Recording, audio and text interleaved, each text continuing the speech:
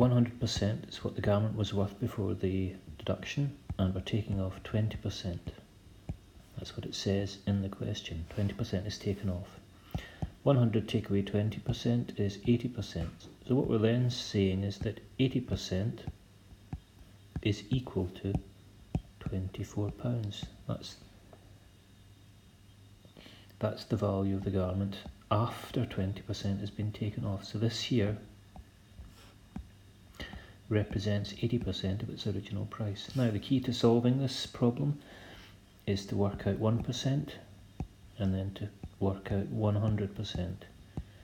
How do we get from 80% to 1%? We'll divide by 80 and then we'll multiply by 100.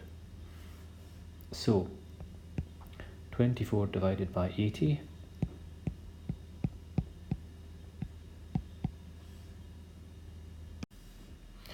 equals 0.3,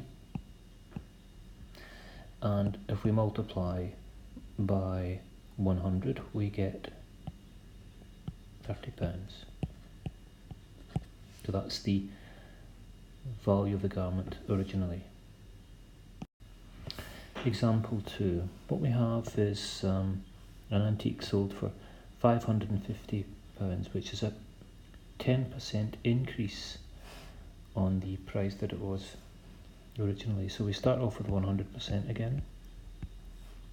Because it's an increase, I'm going to add on 10%, which gives us 110%. So what we're saying then is that 110% is equal to £550. I'm going to do exactly what I did in the last one. I'm going to work out 1% and then 100%. So divide by 110, multiply by 100. Divide by 110 over here, and then multiply by 100. So 550 divided by 110 is £5, multiplied by 100 is £500. That was the value originally. And that's how we do percentages working backwards.